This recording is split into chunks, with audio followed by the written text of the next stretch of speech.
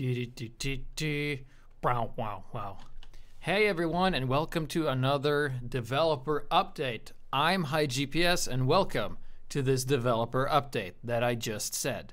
So we got some interesting and exciting changes that I hope you guys will be amazed by here.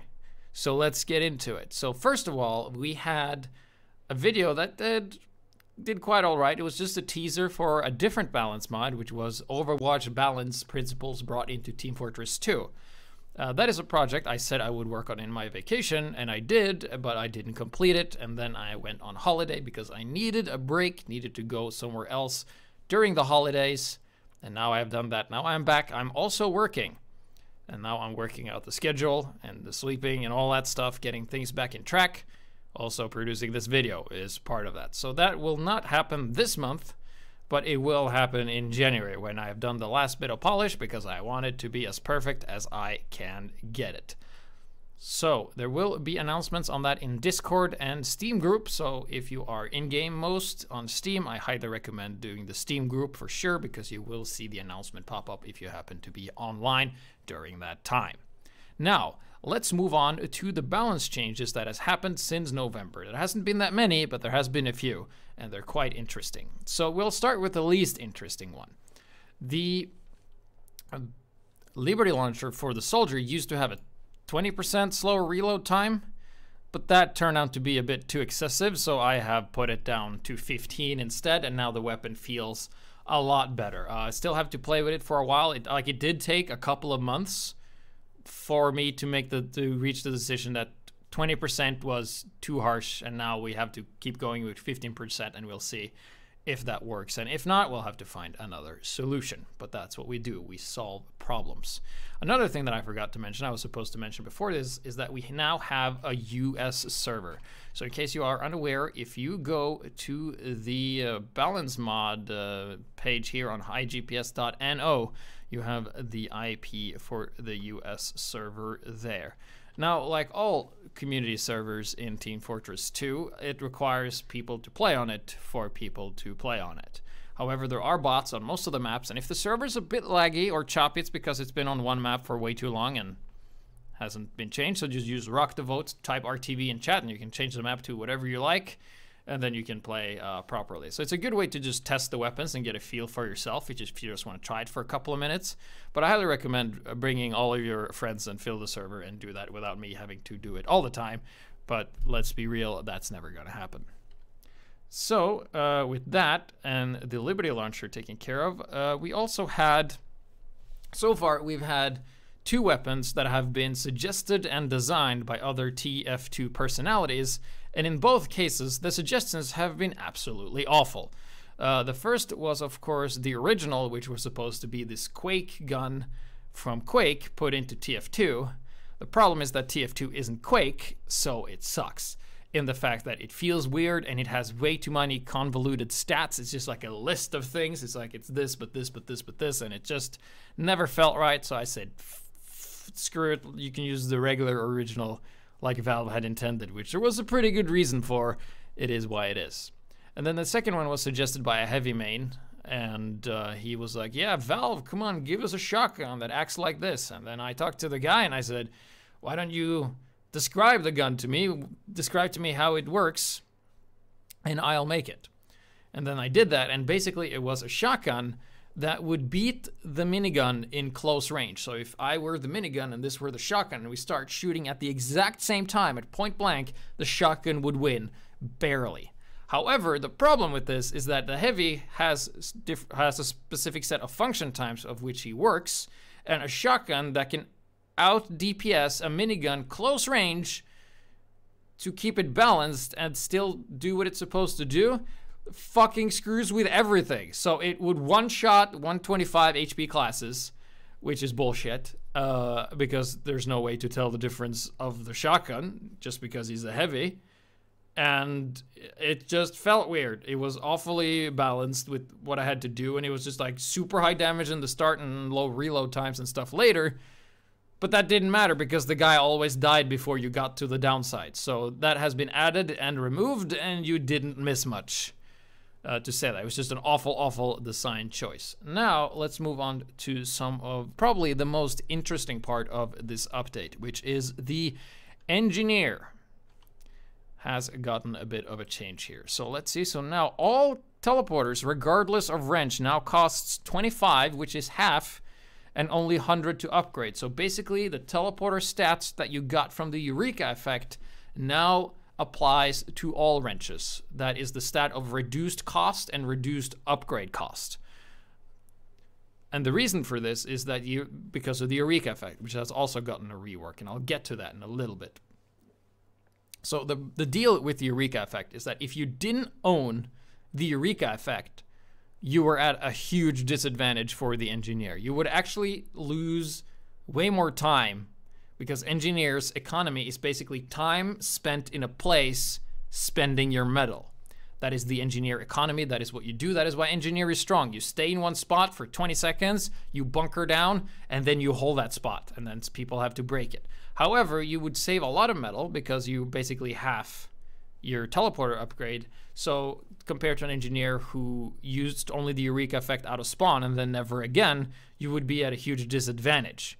So we removed that playing field. So now everybody, it's like the Metiguns had this with the quick fix, where the quick fix, just mobility with the scout speed, was just so good, they just gave it to all the Metiguns.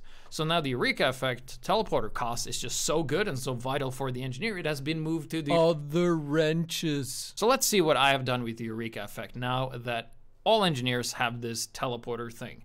Keep in mind, Eureka effect is still the only gun or weapon that does the Eureka effect teleport thing. Like, no other wrench does that.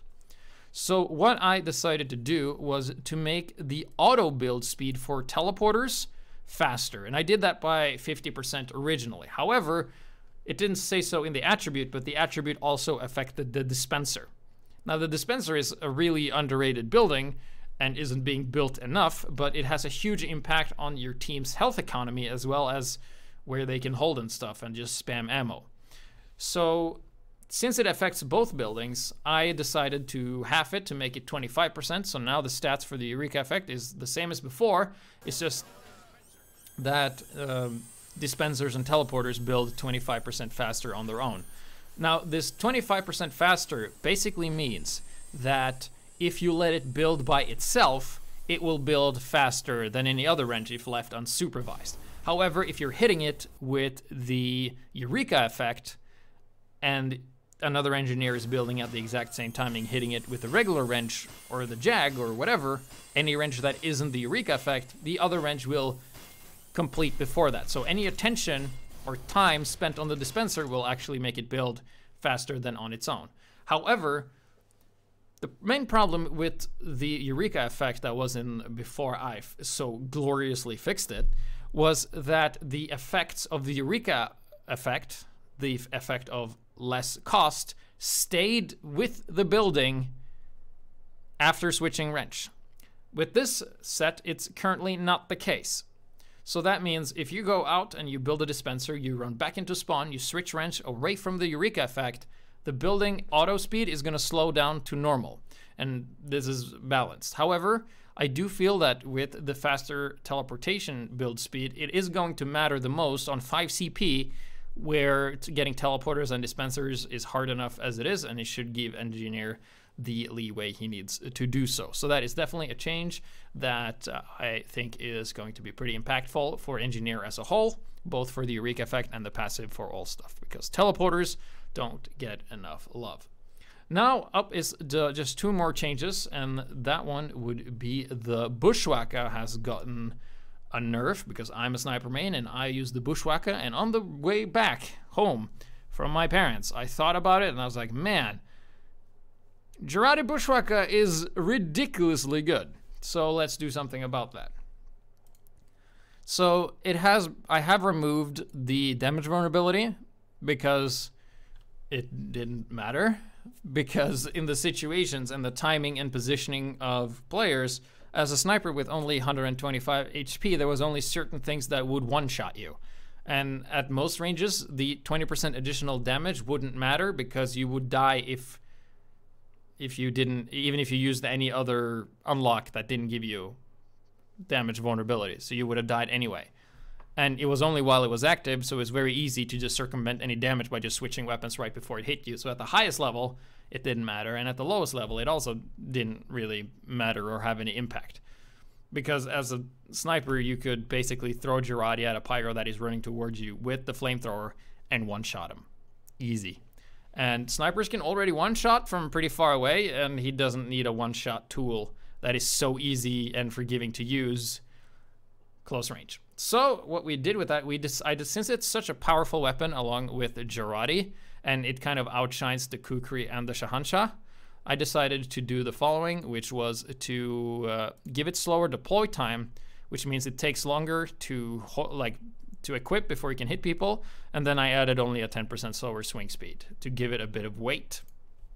So that way, it won't pull out as fast, and if you miss the first initial swing, you're going to feel it a bit more. So we might increase the slower swing time and reduce the deploy time to kind of even things out, but it's not as forgiving, and it carries the weight that it is a heavier knife, and that is what we're aiming for. So we're going to be looking forward to testing that, especially me, because this is the weapon I've been using for the most part. It's really strong. I didn't want to touch the damage because I want to touch the other stuff instead, but we'll see if one-shotting 175 HP classes effortlessly, even with this nerf, is still too good.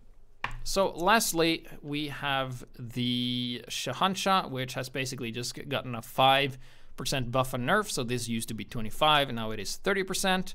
And the reason for that is to make it sort of a competitor to the Bushwhacker now, because now we have some different interactions with the speed of which you can throw Girardi and then hit people, because the Bushwhacker is a bit slow in the start with doing the damage. And also, only 25% health in the terms of interactions was very negligible. And 5% is still, it doesn't change any of the interactions unhealed, but with Girardi, it had, because it's percentage based, it increased the damage a little bit, which means you're going to get a little bit more kills with the Shahanshah than you did before, and you're also going to get a little less kills with it as well. So we just boosted it in both ends, and we'll see how that plays. Probably not going to be the most impactful of changes, but I tried to make it compete a bit more with the Bushwhacker and Kukri, so it's not just Bushwhacker always. And the nerf to Bushwhacker should make it more Kukri. It should make them a bit more on the same playing field, is the idea. If this is the case, we'll yet to see. So that's the changes. Be sure to join Steam group for announcements and Discord as well. And stay tuned for the Overwatch balance mod in TF2 coming soon to a server near you in Asia. No, in Europe or US. We don't have Asia. That was the wrong screen.